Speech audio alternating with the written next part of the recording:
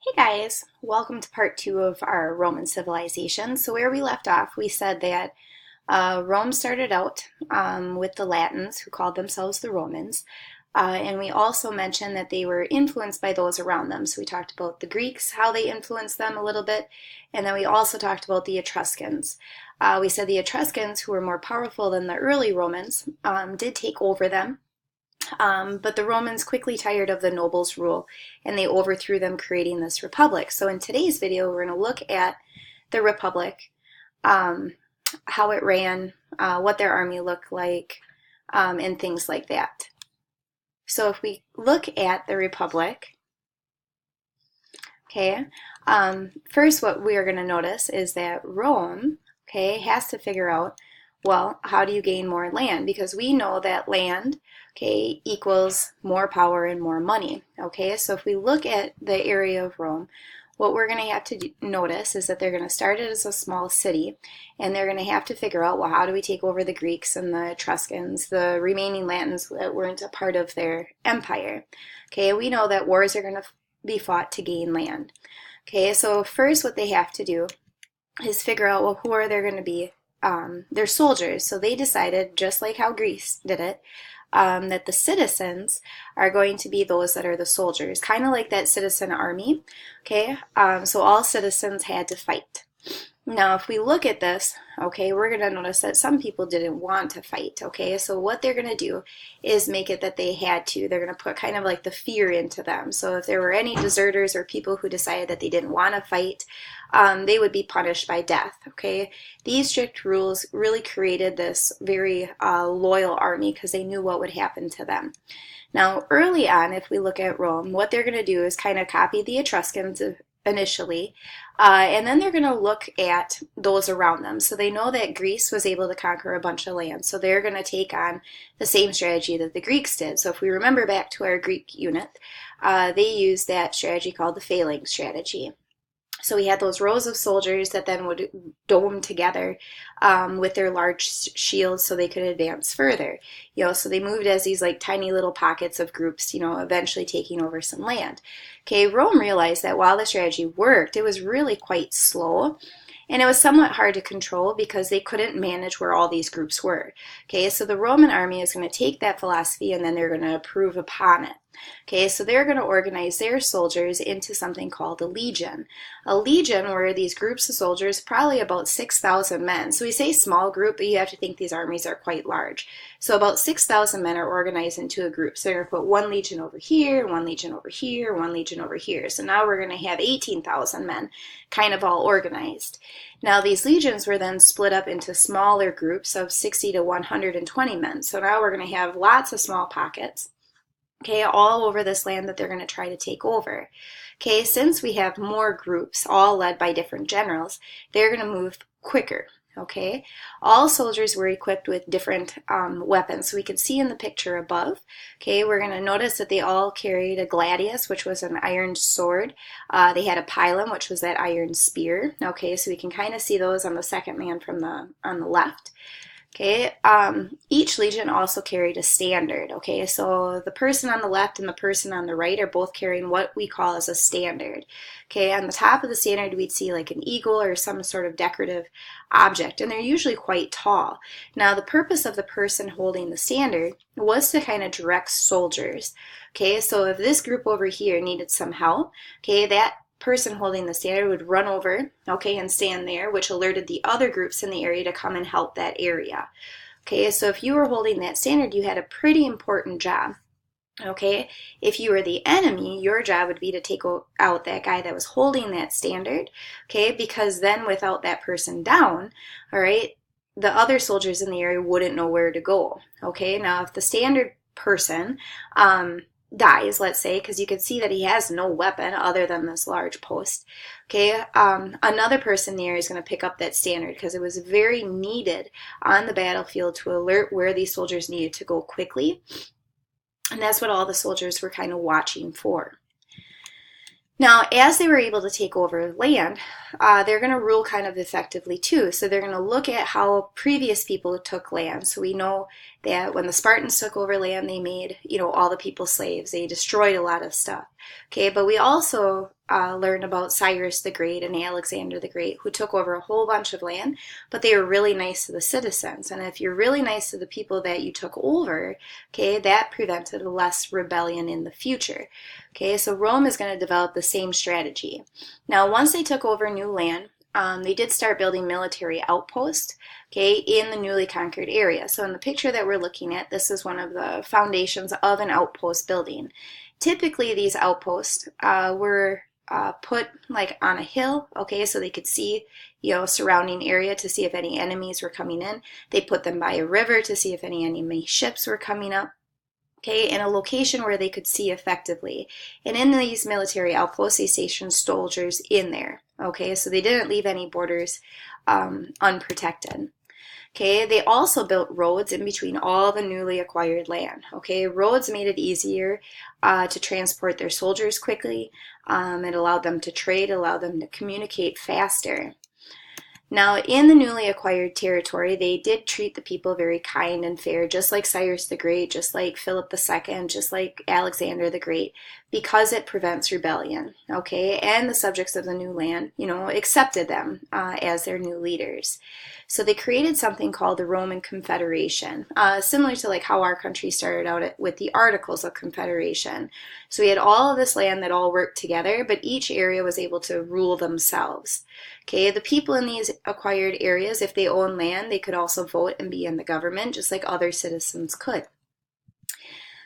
These conquered areas, these confederated states, all paid Roman taxes, all provided soldiers, but they were able to kind of rule themselves. So they had one leader, but they had their own local governments as well.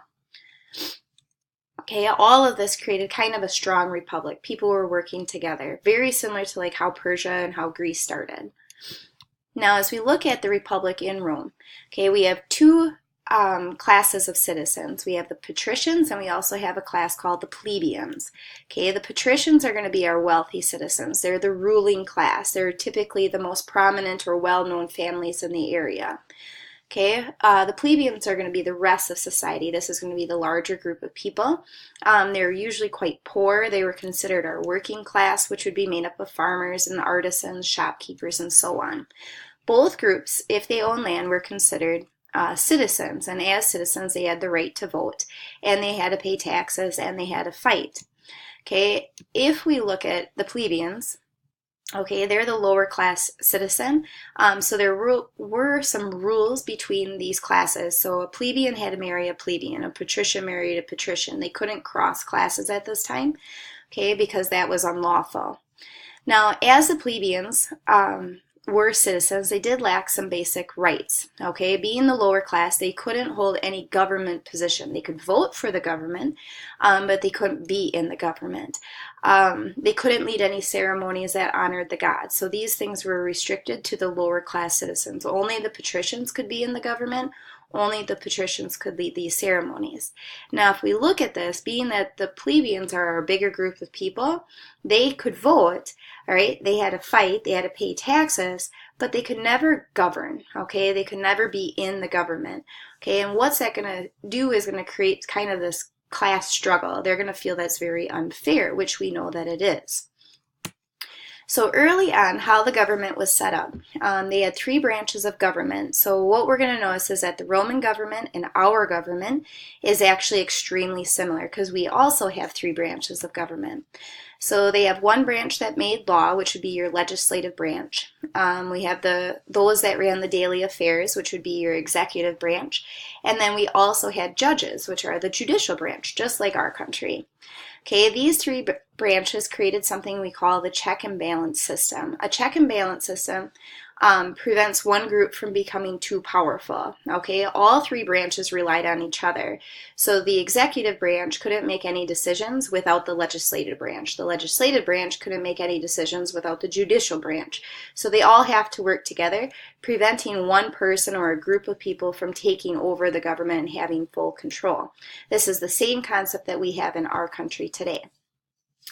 Now, in their republic, they did not have a president. They decided to have councils. Okay, so the council was the head of the government, similar to what our president does for our country today. In Rome, they had two councils. that headed the government at the same time. So it was similar to having two presidents. Okay, these were the people that made like the executive decisions. They also were leaders in the army typically. Their terms were very short, so they couldn't like take over the government. Similar to our president, only serves 4 years, and then they have to be re-elected in order to advance further. Each council was given the power of veto. Okay, so we probably heard of this word before. Okay, so if one council listened to the others, they could veto the decision of the other council. So veto simply means to reject it. Veto is a Latin word that means I forbid. I forbid you to make this decision. I veto it. Okay, the group in the judicial branch, those were called the praetors. Okay, the praetors interpret the law, served as judges, similar to like our Supreme Court today. The army is very influential during the Roman government, so we're going to notice that those that were leaders in the army often became like the consuls, or often became the praetors, or often served in the legislative branch. Okay, so those two things are intertwined during this time period. Now the Senate, that consisted of the legislative branch. Very similar to our country, it's a group of people who makes laws. At this time, patrician men served in the legislature. There were 300 of them, and they could serve a life term. So either they're going to die in office, or they can choose to step down. In the beginning, the only thing the legislative branch did was advise the council, but as time went on, they also debated certain things. Foreign policy, how they interacted with other people and traded. They proposed laws, they approved roads, very similar to what our country does with the legislative branch today. Now, the whole legislative body is called the Assembly of Centuries. Okay, they elected the councils, the judges, they passed laws. Again, very similar to what we have in our country today.